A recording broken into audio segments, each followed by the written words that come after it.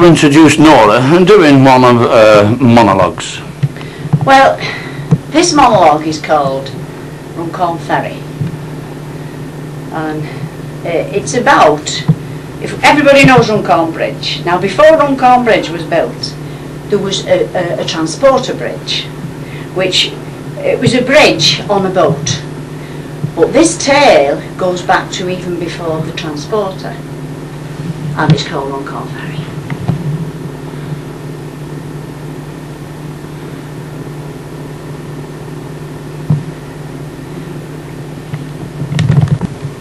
On the banks of the Mersey, over on Cheshire side, lies Runcorn, that's best known to fame by transporter bridge as takes folks across stream or else fetches them back across the stream. Now, in days before transporter bridge was put up, a ferry boat lay asleep, and old Ted, the boatman, would rope folks across at per tuppence per person per trip.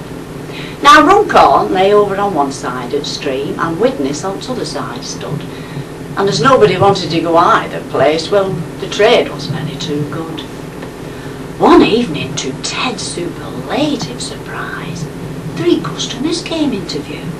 A Mr. and Mrs. Ramsbottom it were, and Albert, their little son, too. "How much for 3?" said father, as his hand to his pocket did. "Same for 3 as it would be for 1, Ted replied, per tuppence per person per trip." "You're not charging tuppence for that little lad," said mother, her eyes flashing wild.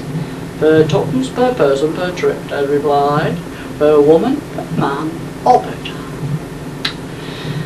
"5 pence for 3, that's most I'll pay," said father, "don't waste time in talk."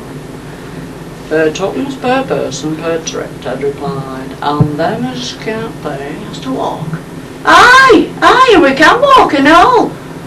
"Come mother, water's none too deep, weather's quite mild." So into the water the 3 of them stepped, the woman, the man and the child. Well, the further they paddled the deeper it got, but they wouldn't give in once begun. In the spirit that made Lancashire what she is, they'd sooner be drowned than done. Very soon the old couple were up to their necks, and the little lad clean out of sight. And Pa said, "Where's Albert?" And mother replied, "I've got hold of his hand, he's all right." It was just at that moment Pa got an idea, and floundering back to old Ted said, "We've walked halfway, come and row us the rest for half price. That's a penny a head." Ted wasn't standing for none of that there, not making an obstinately.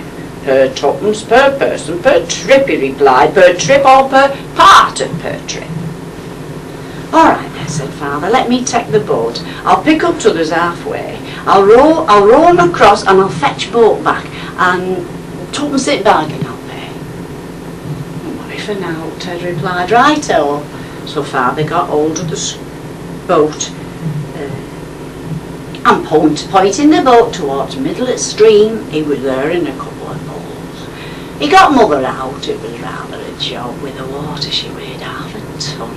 And then shoving the oar down the side of the boat, started fishing around for his son.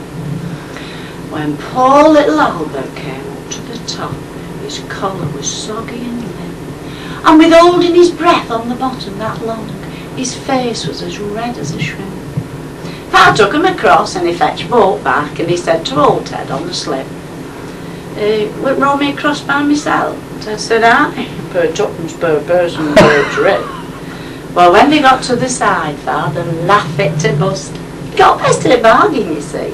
He'd worked it all out, and he'd got his own way, and he'd only paid 5 pence for 3. No, that was brilliant, brilliant. Well acted as well, brilliant.